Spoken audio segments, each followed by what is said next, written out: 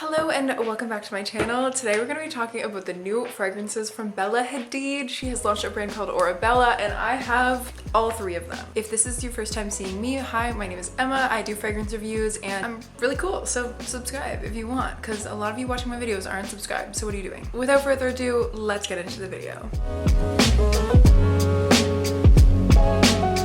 Bella Hadid has launched three fragrances under the brand called Orebella. My light died, so hopefully this is okay. Orebella launched in May 2023. They launched on their website. They also launched through Ulta Beauty. So these are currently available only in the US and online through Ulta Beauty. So I actually went on a little road trip and drove about 16 hours to the States to get this. And I bought them on myself, so here are my real, raw, honest thoughts. A little bit of backstory about this brand. So Bella Hadid has Lyme disease. She has really sensitive skin when it comes to fragrances. So she chose for these fragrances to be alcohol free, and by that we mean ethanol, and they are meant to be skin nourishing. So they're a biphased formula. They won't have any alcohol or any fixatives to keep oil and the alcohol in suspension, and that's why you have to shake it up. You can see here is the carrier oil and here is most likely the perfume oil, and that's why you have to shake it up and then it will look like this. This is the emulsified mixture. So that's what happens. The formulas are also made to be sprayable on clothes. So even though they are oil-based and they do better on skin, you are supposed to be able to spray them on clothes without any staining at all. And I'll show you what that looks like right now. This is my t-shirt.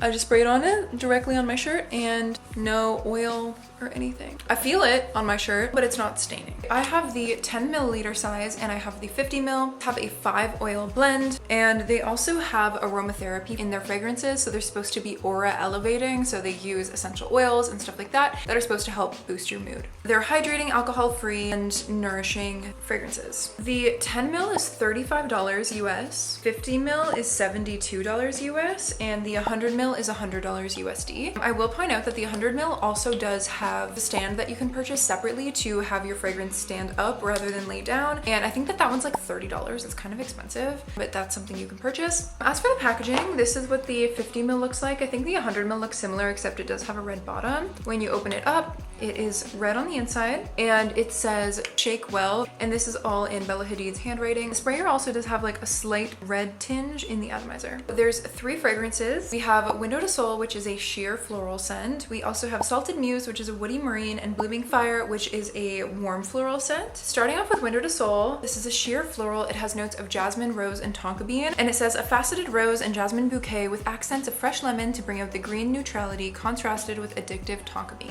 Inspired by all the women in my family and their pure eternal love that blossoms like an endless garden. So this is the fragrance that immediately stood out to me the most, and it was the only one that was not available in the small size, so I got this in the bigger. I've had these for a little over a week at this point, and I've tried them on my skin several times, so I'm gonna be spraying them on a card, but since this is an oil-based formula, it is better to spray on skin.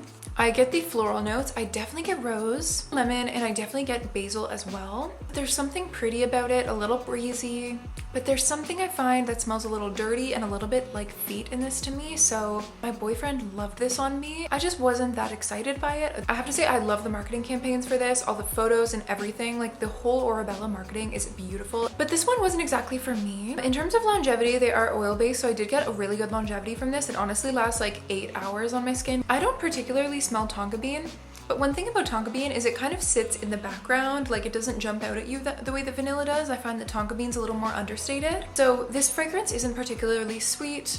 It smells like a floral basil cocktail. Like I'm sitting on a fresh, like a patio, and I'm drinking this like floral basil-y cocktail. Not my absolute favorite. There's something I don't love. I know I did mention that this smells a little bit like feet to me, but it does go away, and I think that's some kind of association I have, because when you point out the notes, I do. So I'm a little in the middle. This isn't a love for me. I will say that the formula, when you spray it on your skin, feels so nice. It also rubs in really well, where you feel hydrated after, but you don't feel oily at all, which I really like. I don't love the feeling of a lot of oils, and I really also don't like dry oils. They just feel really icky. This one feels really nice. Like I could just rub this all over myself and I feel like it would give me a nice glow. But yeah, I would say that this one is definitely the most, it's super floral and it's okay. I would like if they went a little more into that like splashy basil fresh side, whereas here I find the jasmine, I think, is quite indolic, and I'm picking up on the indole, which I'm not exactly loving. So I would say that this one wasn't exactly a hit for me. I probably wouldn't purchase it, but let me know what you guys think of this one because I'm very curious to hear your thoughts. Do you love it? Do you hate it? Please let me know. Leave me a comment right now. And let's get on to the next one. The next one that we have is Blooming Fire. This is the yellowy orange one with these beautiful photos of Bella sitting and holding the fire. This fragrance is a warm floral with manoi, bergamot, and patchouli. My homage to freedom and dreaming of endless possibilities under the sun. The words that I'm seeing are exotic, tropical, oasis, freedom, possibilities. I'm gonna spray this one on as well.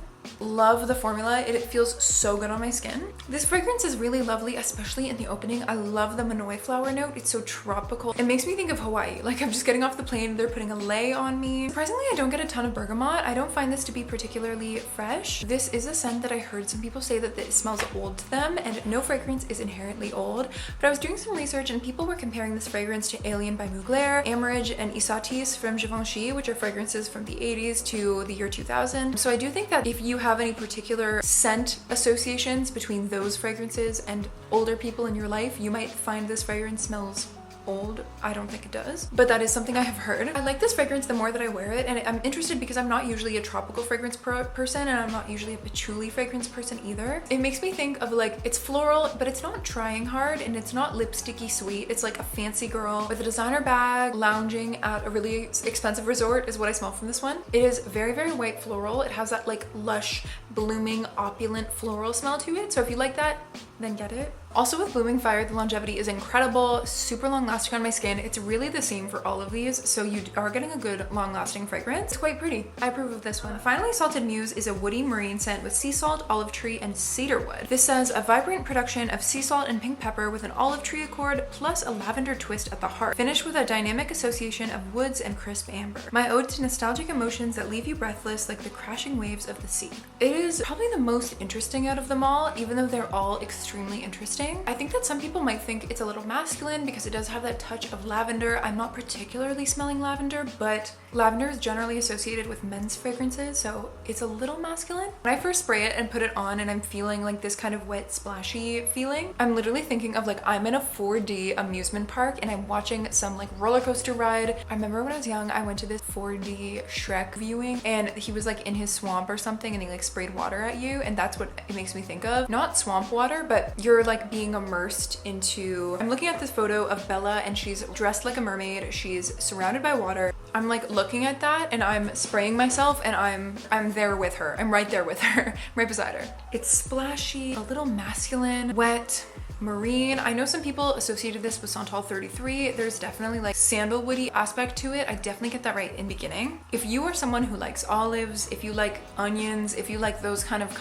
like pungent foods, which I love those foods, you might like this. If you like a Caesar or any kind of cocktails that are more like salty, you would like this kind of fragrance. It's so interesting and unique. It's funny, I stayed at the Maker Hotel with my boyfriend, and the night that I smelled this fragrance, I actually was at the Maker and I was thinking this is like a drink that would be sold at the Maker.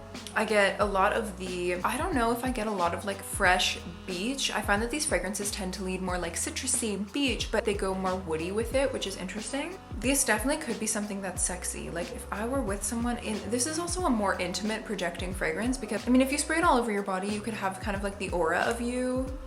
Orebella, yeah. Generally, oil-based fragrances don't project as much because they don't have the carrier alcohol. So this is a fragrance that, yeah, kind of interesting, unisex, and addictive. Like you want to keep smelling it. And I'm smelling this with a little bit of this together, and I think together they smell really pretty. Whereas Window to Soul is the most fresh. I'm thinking of like a strawberry basil mocktail, like a strawberry mojito. It doesn't really smell like that, but kind of like the closest thing I can conjure in my head to this fragrance. If I were to sit down and talk about these fragrances when I first got them, I wasn't the biggest fan of them when I smelled them initially based on my taste, but they really are growing on me. I'm happy about that because I spent a lot of money on them, but they really are growing on me and they're interesting. I think that these are definitely not blind buy safe. These are something that you'll have to sample or try or test out. If you can, sample these, do not blind buy these. These are definitely not blind buy safe, but they're really lovely. They definitely tell like a unique story. I like the concept of the brand, and I don't know how much I will reach for these. They'll be interesting for layering. I love the formula. It's like so nourishing nourishing, and it genuinely like feels really, really nice on my skin. So there's aspects that I like, there's aspects that I don't like, but overall I do think that it is interesting to come out with fragrances that are so unique. If they come out with a sweeter floral scent or like a gourmand scent or a little fresher floral scent, I think I'd be interested in that. Blooming Fire is the most opulent white floral scent. You have to